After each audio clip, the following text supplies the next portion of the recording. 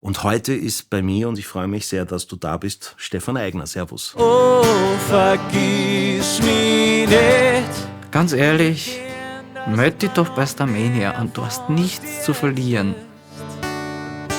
Oh, vergiss mich nicht. Nach diesem Satz habe ich mich beworben und es sollte mein Leben verändern. Und dann stehe ich da oben, auf einmal heißt, der Gewinner ist Stefan Eigner. Weißt du noch, wie es geht? Ich erinnere mich an uns. Ich habe nicht vor, aufzuhören, solange ich nicht von der Bühne runtergetragen wäre.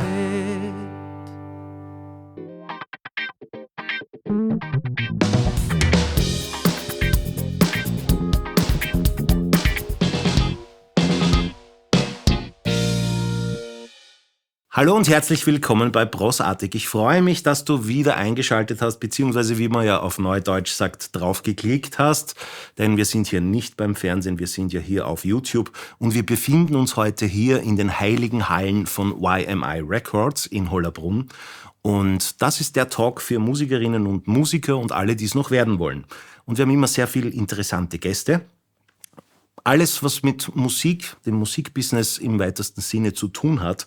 Und heute ist bei mir, und ich freue mich sehr, dass du da bist, Stefan Eigner. Servus. Hi. Grüß dich. Stefan Eigner, für die dich nicht kennen, du bist der Gewinner der letzten Starmania-Staffel. Ja, Das war 2022. 22.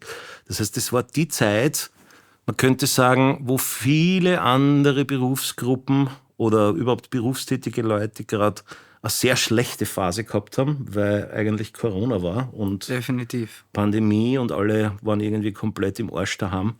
War für dich, glaube ich, eher ein gutes Jahr. Könnte man so sagen. Also es hat doch angefangen mit Starmania in der Zeit, wo Corona noch ein krasses Thema war. Das hieß halt auch wirklich dann jeden Tag testen.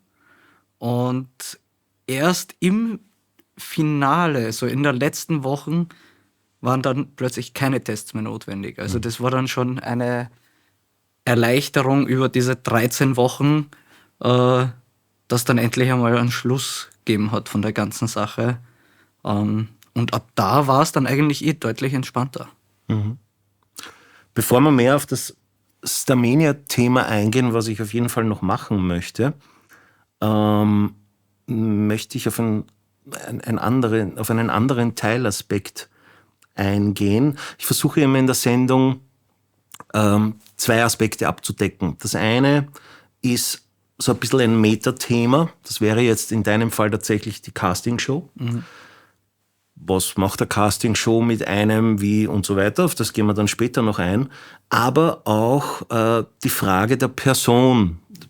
Was hat eine Person erlebt? Was hat eine Person dazu gebracht, dass sie heute so ist, wie sie ist und so weiter. Und ich habe mir damals ja Starmania von zu Hause aus am Bildschirm angesehen. Und es war bei mir fast immer so, wenn ich Starmania angeschaut habe, dass ich mir so die ersten 2 Folgen angeschaut habe und dann gedacht, boah, das halte ich jetzt irgendwie dann nicht ganz aus. Bei deiner Staffel, und dann finde ich aber immer so 1, 2 Personen, dass ich mir denke, okay, schauen wir es noch halt an. Bei deiner Staffel warst das definitiv du. Nicht nur, weil du großartig gesungen hast, sondern weil mich tatsächlich diese Story dahinter wirklich auch sehr, sehr stark berührt hat und beeindruckt hat. Und ich habe mit dir im Vorgespräch darüber gesprochen, ob ich dich dazu ein bisschen näher befragen darf. Denn ich würde mal das so vorausschicken, es gibt Leute, die kommen auf die Welt mit einem goldenen Löffel im Arsch. Und dann gibt es Leute, die haben nicht so viel Glück. Und das glaube ich, kann man das bei dir so sagen. Magst du kurz einmal so ein bisschen sagen, wie so deine Kindheit von klein auf so die Eckpunkte irgendwie abtrennt? Ja, also kurz gesagt könnte man sagen, mein Leben ist der größte Scheißhaufen, den es gibt. Aber ich habe echt so viel erlebt und kann trotzdem, und da bin ich sehr glücklich drüber, sagen, dass mir gut geht und mir mein Leben eigentlich trotzdem gefällt, auch wenn es einmal nicht so gut gelaufen ist. Es geht immer irgendwann bergauf.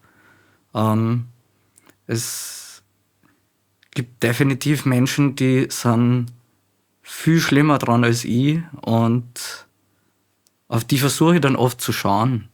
Das habe ich mittlerweile gelernt. Früher war das ganz anders. Es hat ja bei mir angefangen mit Eltern, Pflegeschwester, dann kam irgendwann... Wenn ich frage mal kurz reingrätschen darf, was heißt Eltern? Was? Ich habe es ja wirklich auch, ich kenne die Geschichte nicht genau, ich habe es wirklich auch nur so am Rande ein bisschen mitverfolgt über die ORF-Show damals, dass irgendwie das Thema war, aber was genau, habe ich jetzt auch nicht wirklich gecheckt. Bist du in einem Heim aufgewachsen oder wurdest du adoptiert? Teils. Okay. Also die ersten Jahre war ich bei meinen Eltern. Bei deinen leiblichen Eltern? Genau, ja. Okay. Und dann, ich glaube, ich war so 1 herum, haben meine Eltern entschieden, eine Pflegeschwester zu holen. Und die war dann da, das war alles gut. Und sie kam dann aber ein paar Jahre später auch ins Heim. Weil meine Eltern waren halt einfach mit 2 Kindern überfordert, okay. Das kann man ganz klar sagen. Sie stehen auch dazu. Und das war aber der Punkt, wo es mir immer schlechter gegangen ist, weil ich bin mit ihr halt doch irgendwie groß geworden, die 4, 5 Jahre, und auf einmal war sie weg. Ich habe dann aufgehört, auf meine Eltern zu hören und habe nicht mehr Zähne geputzt, habe nicht mehr schlafen gehen wollen, habe einfach gemacht, was ich wollte, habe Tage und Nächte durchgemacht. Da warst du wie alt jetzt? So 6, 7 herum. Ja, okay.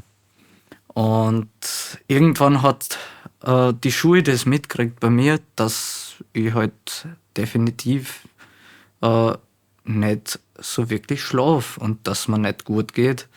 Und hat quasi mit meinen Eltern geredet und hat denen gesagt, wenn sich da nichts ändert, müssen wir das Jugendamt einschalten.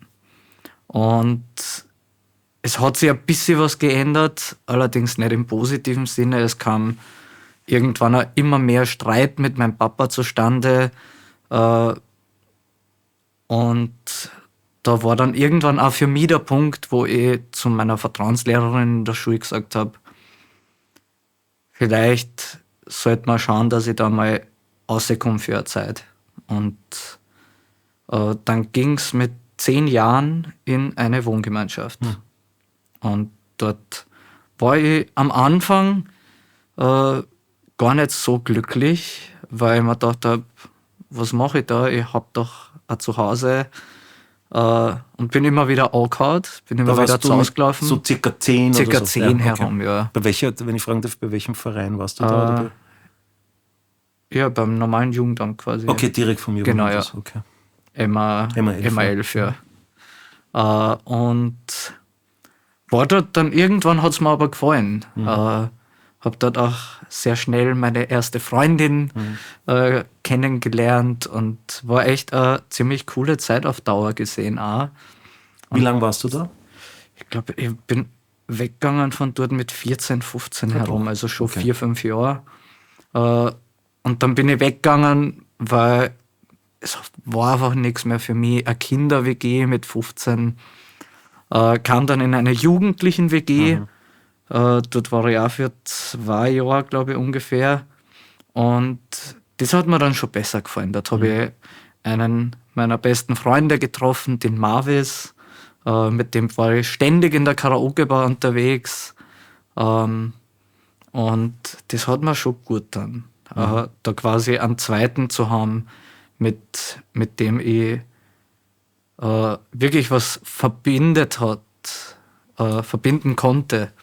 Und mit dem mir das alles irgendwie gefallen hat. Wir waren ständig in der Karaoke-Bar und da war ich 15, 16 herum und sind dann sogar gemeinsam auftreten. Das hat mir mal gut getan. Rundherum ist immer noch viel passiert mit Schule und war ja auch bei den Sängerknaben. Und da war es genauso. Da Da war ich noch in der ersten WG und das war halt der Stress einfach. Wie bist du zu den Sängerknaben gekommen? Wurde das von der MA11 in die Wege geleitet irgendwie? Durch die WG oder? Sowohl als auch, man könnte sagen, es war die MA11, die am Ende entschieden hat, den Kontakt herzustellen. Klar, ja. Es haben immer alle gesagt, der Bub kann so gut singen, schickt's den zu die Sängerknaben. Und in der 2. Klasse Volksschule war ich mit der Klasse bei den Sängerknaben und wir haben uns das angeschaut und mir hat das gefallen. Aber ich habe halt echt jahrelang gedacht, die sind halt nur auf Tournee. Und dann hat meine Lehrerin da quasi mit meinen Eltern gesprochen und mein Papa war ja nicht blöd. Der hat sich gedacht, ja, so kriegen wir ihn vielleicht wieder vom Jugendamt weg und er kann wieder bei uns wohnen. Das Jugendamt hat das sofort durchschaut. Die sind nämlich auch nicht blöd, ja. Ja. Ich hatte damit dann quasi 3 Wohnorte, nämlich Internat bei den Sängerknaben, Wohngemeinschaft der Stadt Wien und meine Familie. Hat Vor- und Nachteile. Ja, das klar. Schöne ist, man feiert 3-mal Weihnachten. Ja. Der Nachteil ist, Du weißt nicht, wo es hingehst. Ja. Und das Schönste aber, glaube ich, bei den Sängerknaben war einfach wirklich dieses Tourneeleben. Aber es war trotz allem eine sehr prägende Zeit, weil ich bin damals gemobbt worden, ziemlich hart. Also mich hat das richtig fertig gemacht. Und irgendwann hat mein Papa... Inwiefern? Naja, also es ist psychisch vor allem. Ich war halt, es war jetzt nichts Schlimmes vom Mobbing her, aber Ja, das liegt immer im Auge des Betrachters natürlich. Ja. Für den, der Naja, gemobbt ist, ist das nie lustig. Ja. ich habe immer so Hamsterbacken gehabt, wenn ich gelacht habe. Und sie haben mich deswegen immer Mausi genannt. Und ich habe das gehasst.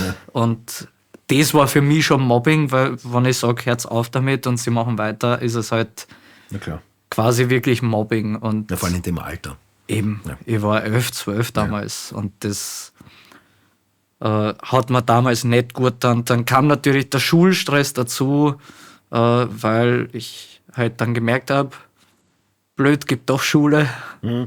Und dort hat man halt dann doch den Schulstoff von einem ganzen Schuljahr in etwas weniger Zeit zu machen. Weil die restliche Zeit ist man auf Tour. Na klar. Und dann kam noch der Stimmbruch dazu.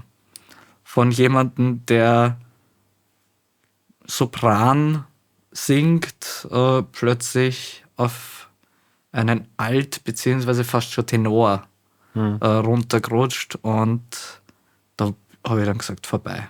Ich Ja, schaff's vor nicht allem, mehr. was ich mir vorstellen kann, ist, dass du nach der Beschreibung, wie dein Leben war bis dato, also nicht unbedingt super von Erfolgserlebnissen gekrönt, und dann findest du etwas, was plötzlich funktioniert, wo du auf einmal auch das Feedback bekommst, dass das, was du tust, gut ist und dass das toll ist, und dann kommt plötzlich Mutter Natur und haut da mal ein Hakel ins Kreuz, indem du in die Stimmbandeln reinfährt und sagt, so, und jetzt ist wieder back to the roots, ja. Dann stelle ich mir das ziemlich arsch vor. Das kann ich gut nachvollziehen, ja, das ist sicher, ja. Ja, ich meine, ich glaube, mein Vorteil war, dass ich nicht aufgehört habe zu singen. Ich habe nur erst einmal quasi gesagt, ich singe nicht mehr so hoch. Und man muss halt da wirklich sagen, das ist halt doch 1,5 Jahre eine klassische Gesangsausbildung. Und ich glaube, im Nachhinein hat mir die auch sehr viel geholfen für die Zukunft. Dann kam aber irgendwann diese Idee, zu dieser Castingshow zu gehen. Wer hatte diese Idee denn eigentlich? Du hast hast du mal im Karaoke-Lokal dann auch Genau, gearbeitet ja. als DJ, ne? Genau, ja. Ich habe quasi mit 18 begonnen Hast dein Hobby zum Beruf gemacht, im Grunde genommen? kann man irgendwo? sagen, ja. In einer Karaoke-Bar zu arbeiten, war dann dort, glaube ich, so bis 2020 herum und bin dann zur direkten Konkurrenz gewechselt, könnte man sagen. Und habe dann halt wirklich in Barbudas arbeiten dürfen und habe das sehr genossen und nach So Karaoke-Bar im Genau, ersten Bezirk, ne? ja, und nach einiger Zeit, ich habe ja gewusst, mein Chef, der Lukas, ist in dem Business so ein bisschen drin und kennt sie aus und kennt auch viel Leute. Und irgendwann hat er gesagt so, ganz ehrlich, melde dich doch bei Starmania an, du hast nichts zu verlieren. Und das auch nur, weil er mitgekriegt hat, dass ich darüber nachgedacht habe. Und nach diesem Satz habe ich mich beworben. Und es sollte mein Leben verändern. Wie ist es dir gegangen? Wie war das beim Casting? Weil so eine Beim Casting-Situation Casting, ist ja ja, schon wirklich. es ist schon komisch. Das ist schon heftig. Ne? Also ich weiß nur, sie haben quasi gesagt, zuerst war ja der Prozess mal, du schickst Videos hin und dann melden sie sich. Das habe ich gleich 3-mal gemacht, weil ich mir nicht sicher war, ob es durchgegangen ist. Und irgendwann haben sie sich gemeldet, schickst noch einmal Videos hin. Habe ich noch einmal gemacht und dann haben sie quasi gesagt, ja, wir laden dich zum Welcome Weekend Casting quasi ein. Was auch immer das ist. Ja, es war wie ein Casting, weil das eigentliche Welcome Weekend war erst eine Zeit später.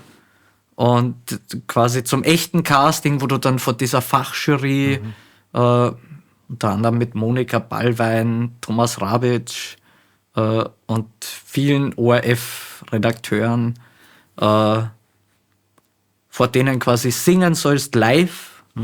Da gab es dann eine Liste an Songs und daraus sucht man sich halt ein paar aus. Und zusätzlich darf man 1, 2 eigene mitnehmen mit Playback.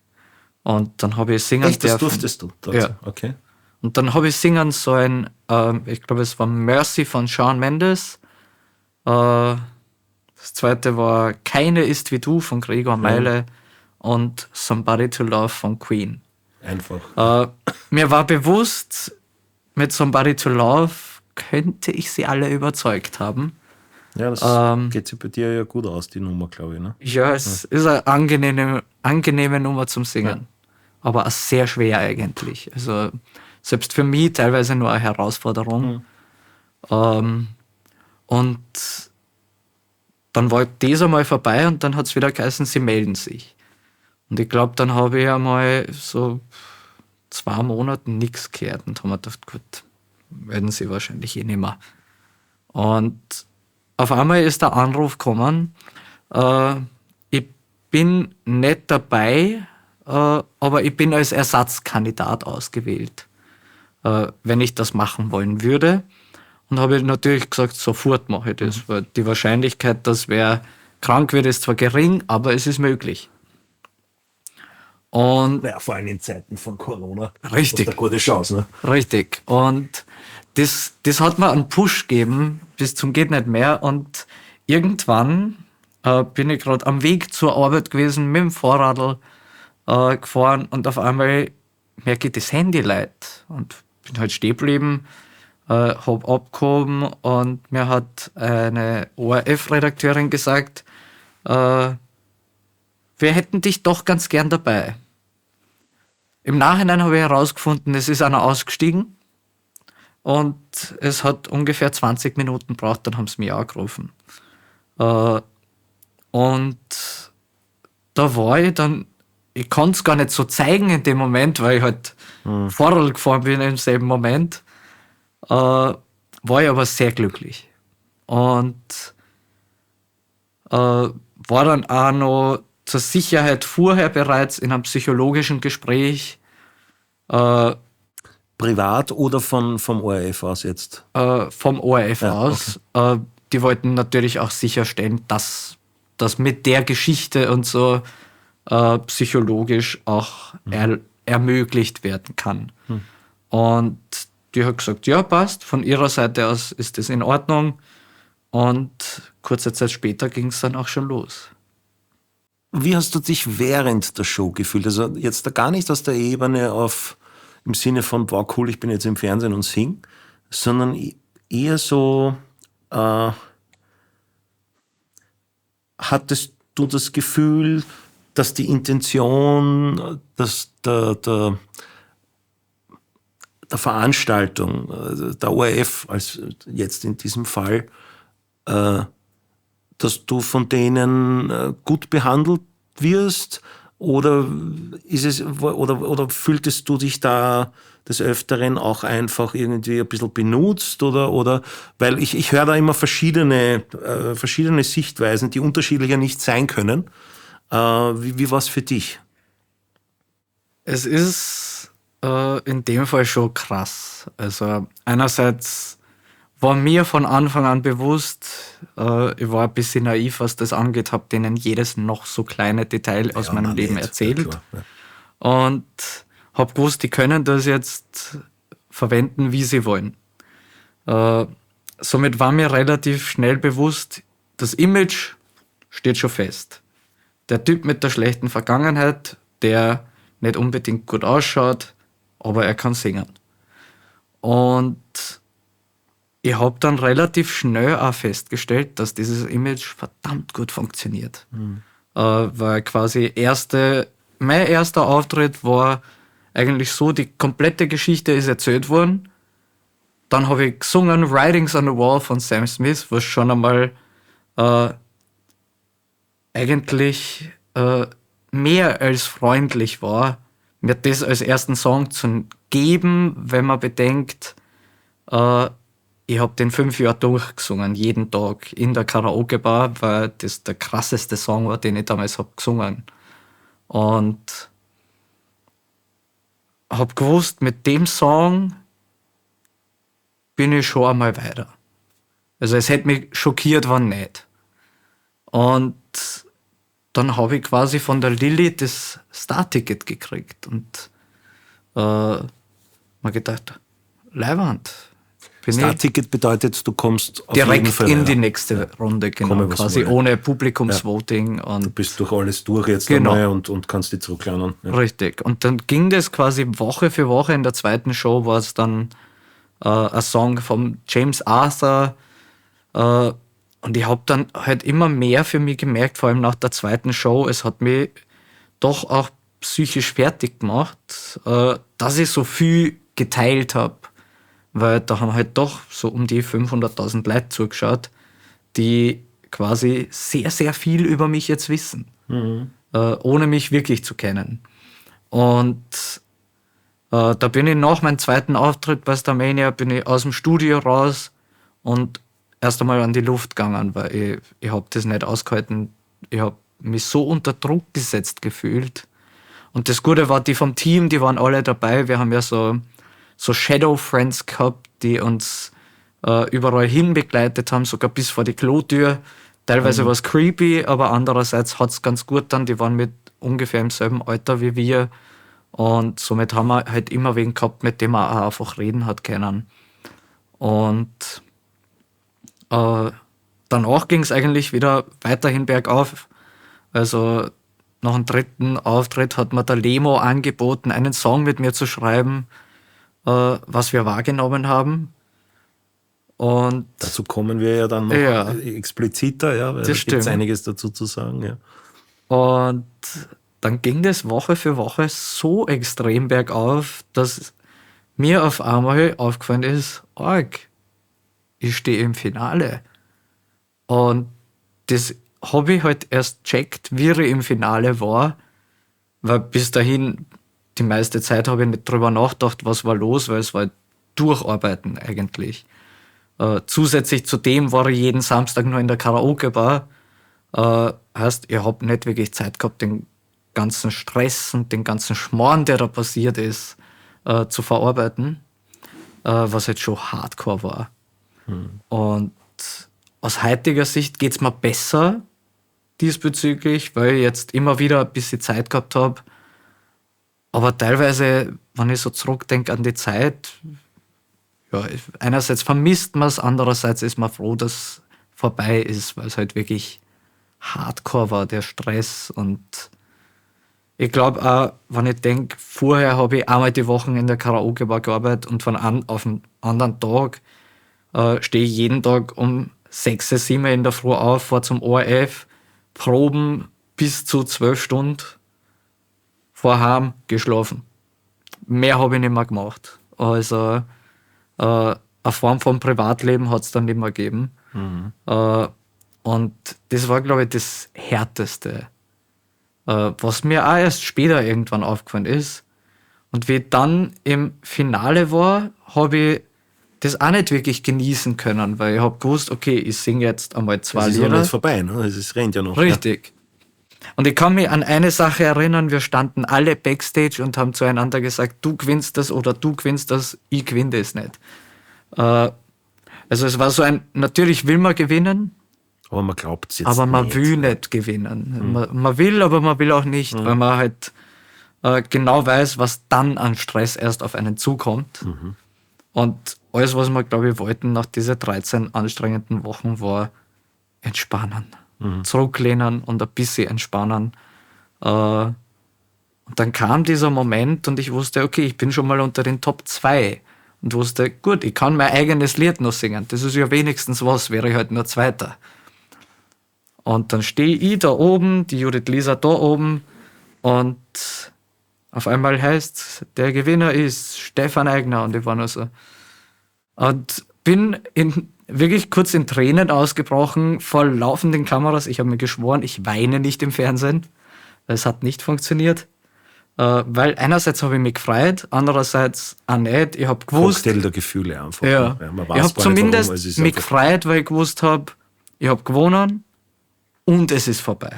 Im Endeffekt war es eine Freude, auf Starmania zurückzublicken irgendwann und sagen zu können, ich habe das gewonnen, aber ich bin auch froh, dass es vorbei ist. Und dann ging sowieso der ganze Stress erst richtig los. Ich glaube, die ersten 3 Tage nach Starmania-Finale habe ich nicht geschlafen gehabt. Dann habe ich mal 2 Tage frei gehabt und da habe ich mich hingelegt und 24 Stunden durchgeschlafen. Und im Nachhinein war es ein bisschen viel auf einmal, aber es hat mir auch gut getan, weil ich so natürlich sehr schnell lernen konnte, wie es eigentlich laufen könnte in Zukunft. Und ja, das konnte ich genießen. Glaubst du, was ich oft feststelle bei Leuten, die in der Öffentlichkeit stehen, aber interessanterweise, lustigerweise ganz speziell bei Leuten, die in so gestaffelten Dingen wie Starmania ist eher ein gutes Beispiel. Also ich habe mit sehr viel Starmaniacs, sagt man ja, arbeiten können. Und da gab es schon bei ganz vielen so eine Gemeinsamkeit. Es gibt, glaube ich, einen Unterschied zwischen ich habe das Gefühl, die ganze Welt ist jetzt gerade an mir interessiert und der eigentlichen Realität. Weil, ich weiß nicht, was bei eurer Staffel die Einschaltquote circa war. Was habt ihr so gehabt? bis zu 500.000. 500.000, das ist natürlich jetzt klingt 500.000 noch Leute, die verdammt wo viel. zuschauen, ist Ja. natürlich eine enorme Zahl. Ja. Aber wenn man jetzt anschaut, wie viele Einwohner Österreich hat, sind Dann 500.000 ist genau nix, nichts. ja. Und man hat aber als jemand, der da mittendrin ist in diesem Hamsterrad, wo du tagtäglich, wie du es gerade beschrieben hast, ja in der Früh aufsteht und auf die Nacht heimgeht und die ganze Zeit Kameras dazwischen, Interviews, Radio dort, Fernsehen da, Zeitung da, Fototerminblatt, den ganzen Wahnsinn, dann Fanbetreuung und. Du gehst am Königelberg vom Studio 1 aufs Klo und dazwischen rennen da irgendwelche Kids nach und schreien mit Plakaten und Ding. Dann hast du natürlich den Eindruck, du bist gerade der wichtigste Mensch auf Gottes Erden und die ganze Welt möchte einfach nur um dich sein. Tatsächlich sind das aber genau die Kids, die jetzt gerade dort dir nachrennen, beziehungsweise die Kamerateams etc. Und rundherum ist schon gar nicht einmal so viel. War dir das, also erstens einmal, ist dir das jetzt bewusst, beziehungsweise war dir das damals auch bewusst?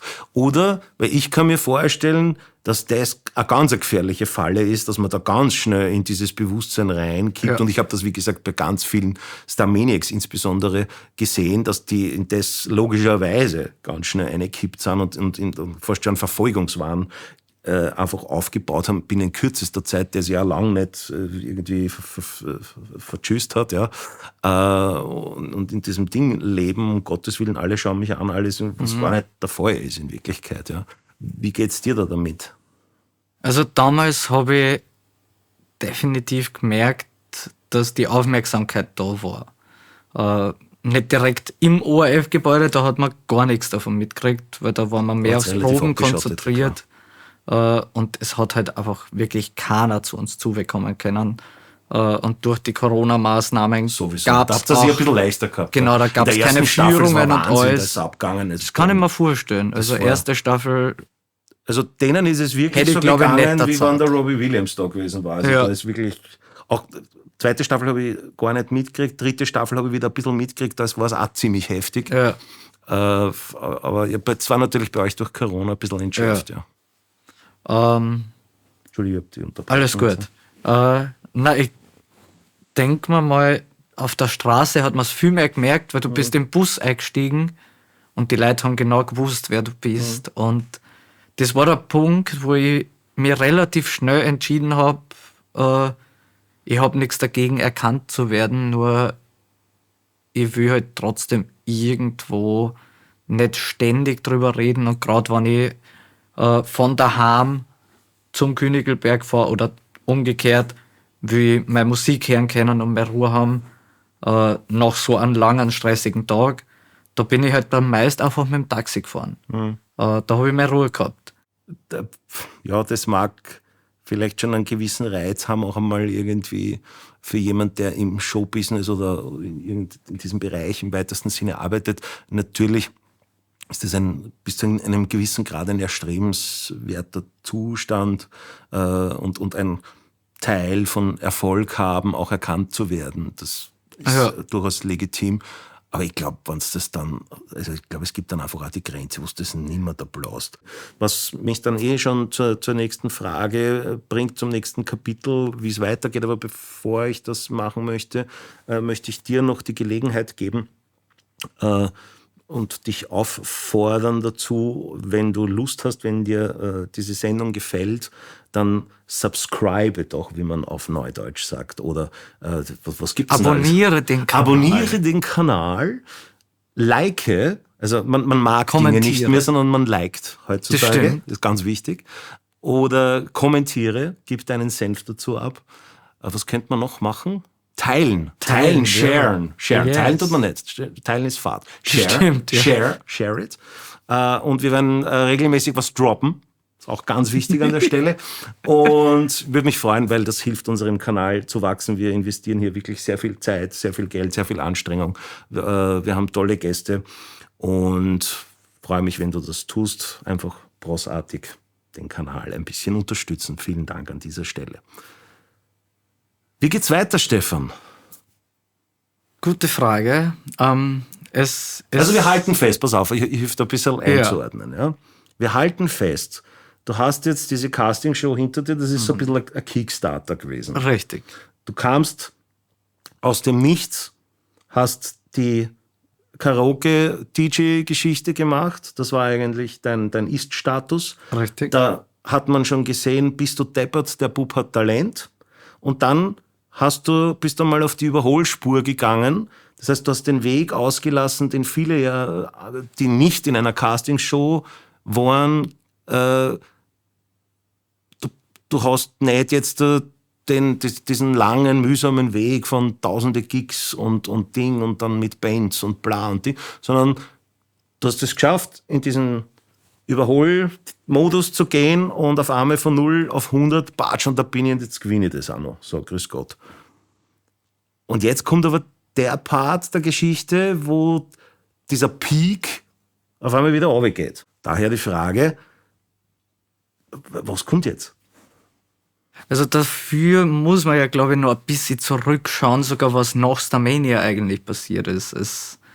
Es war ja dann doch zusätzlich viel rundherum. Es war nach Starmania ein Termin nach dem anderen. Dann quasi noch das Angebot, einen richtigen Plattendeal für 5 Songs mit Sony Music, wo ich natürlich gewusst habe, okay, das ist eine der größten Plattenfirmen, die es gibt. Michael Jackson war bei Sony. Richtig. Also, natürlich. Und Dann schon beeindruckend ein bisschen. das stimmt. Ja? Und das war dann der Punkt, wo ich gesagt habe, ja passt, das mache ich. Und da habe ich wieder eine Möglichkeit, einen Schritt weiter zu gehen und das Ganze noch größer werden zu lassen. Da kam dann auch relativ rasch der Siegersong Es End ist noch fern und mein erster Starmania-Song Writings on the Wall als die ersten 2 Singles. Dann kamen so langsam ein paar Auftritte und dann über den Sommer 23 wollte ich mich sehr auf Songwriting konzentrieren, weil ich gesagt habe, ich habe 2 Songs, 3 habe ich eventuell noch dabei gehabt, die bereits 22 noch geschrieben waren. Aber ich habe gesagt, ein bisschen mehr könnte vielleicht nicht schaden. Und dann habe ich da sehr viel gemacht. Und irgendwann habe ich festgestellt, okay, ja, es wird ruhiger, es wird weniger an Aufmerksamkeit, jetzt muss was passieren. Und da habe ich jetzt gerade dieses Jahr schon sehr viel dran gearbeitet. Und wir haben 3 neue Songs festgelegt. Einmal Lost Divine, Memory und das allerschönste Lied. Und da bin ich sehr zufrieden, dass die jetzt quasi gerade so am Erscheinen sind und das zumindest einmal weitergeht. Und dann ist natürlich die Frage, wie geht's danach weiter? Das ist eine Frage, die habe ich mir nie so wirklich gestellt. Ich glaube, mein erster Gedanke, wenn ich drüber nachdenke, was ist danach, ist hoffentlich ein Album. Und wenn es kein Album wird, dann einfach weitermachen, Musik machen. Also das ist auf jeden Fall der Plan. Ich habe nicht vor, aufzuhören, solange ich nicht von der Bühne runtergetragen wäre. Zumindest sage ich das jetzt. Ich bin, was das angeht, sehr optimistisch, dass ich mit 100 noch auf der Bühne stehe, weil ich auch gerade anfange, ein bisschen gesünder zu leben für mich selber und auch zusätzlich zu dem vielen Arbeiten in der Öffentlichkeit jetzt quasi auch auf mich zu schauen, eben gesundheitlich, aber auch menschlich, psychisch und da auch zu schauen, dass einfach wirklich weitergeht. Und da kann ich jetzt momentan ganz klar sagen, dass ich weitermachen werde, solange es geht und solange es mir Spaß macht, aber vor allem. Und ich einfach nach wie vor sage, so, ich bin nicht jemand, der so viel in die Zukunft denkt. Damit fange ich jetzt gerade auch ein bisschen an, weil natürlich irgendwann muss man Könnte anfangen. ein wichtiger Schritt sein. Irgendwann muss man damit anfangen, weil wenn nichts passiert, dann schaut es irgendwann schlecht aus, dann ist man ein bisschen zu optimistisch, man muss auch mal realistisch sein. Und aus aktueller Sicht, wo ich den Realismus noch nicht so ganz drin habe, sage ich mal, ich mache einfach weiter, solange wie es mir Spaß macht. Und in Zukunft werde ich hoffentlich sagen, es geht weiter, weil ich was tue und weil ich immer noch Spaß dran habe, an dem, was passiert. Und ich werde definitiv daran arbeiten, dass ich das so lange machen kann wie nur möglich und in die Zukunft schauen und planen, soweit es mir nur möglich ist. Ja, gut. Dann wünsche ich einmal soweit alles Gute. Dankeschön. Und hoffe, dass das alles nach deinen Wünschen funktioniert. Der letzte Punkt, der mir noch wichtig wäre, ist kurz zu sprechen über deine aktuelle Single. in deiner gesamten Geschichte, deiner Kindheit, die du erzählt hast, gab es einen Menschen, der durchaus eine sehr wichtige Rolle übernommen hat. Das war deine Großmutter. Richtig. Und deine Großmutter ist dann irgendwann an Alzheimer erkrankt. Erkrankt. Und du hast dann mit dem Lemo gemeinsam einen Song darüber geschrieben. Und ich muss ganz ehrlich sagen, das ist für mich also der Song hat für mich, das ist auf einem Level mit, wenn ich es jetzt mit Austropop-Songs vergleiche, das geht für mich in Richtung Großvater, in Richtung, also da brauchst du dich mit großen Songs der Austropop-Geschichte nicht, also das ist für mich total same Level, mich berührt der Song wirklich sehr. Ich finde ihn großartig. Ich finde auch die textliche Komponente, die Wortspiele, also wirklich sehr schön. Der Song heißt Memory.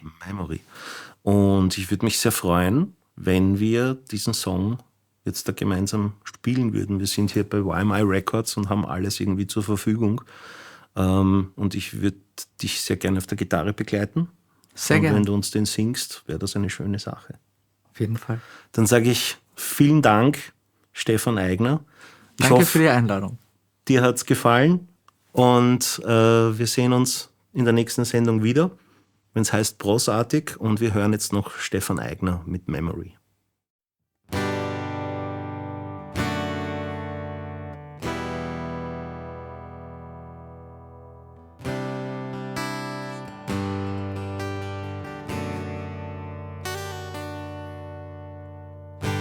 Ich war im ersten, du im 5.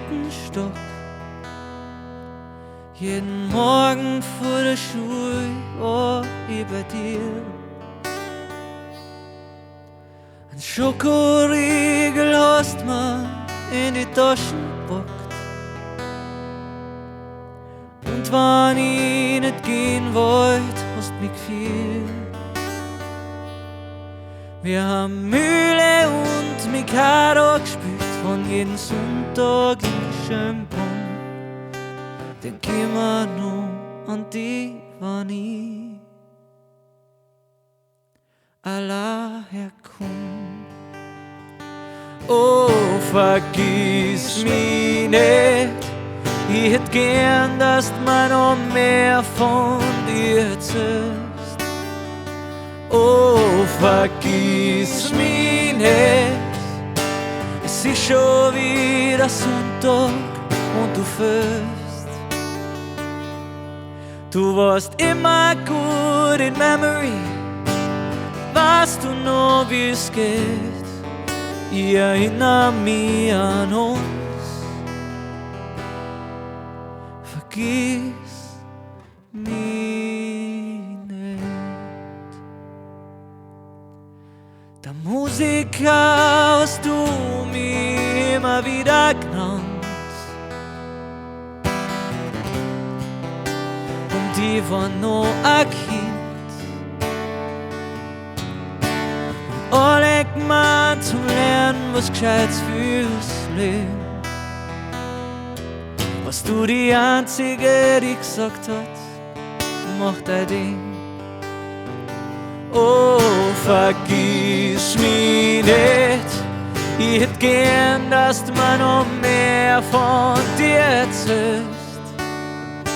Oh, vergiss mich nicht, es ist schon wieder Sonntag und du fehlst. Du warst immer gut in Memory, weißt du noch, wie es geht? Ich erinnere mich an uns. Vergiss mich nicht. Vielleicht weißt du nicht mehr, wer ich bin, aber du tanzt noch, wann ich spür. Und wann ich damit aufhör, wird still. vergiss mich nicht. Ich hätt gern, dass du mir noch mehr von dir erzählst. Vergiss mich nicht, es ist schon wieder Sonntag und du fehlst. Du warst immer gut in Memory, weißt du noch, wie's geht? Ich erinnere mich an dich und ich vergiss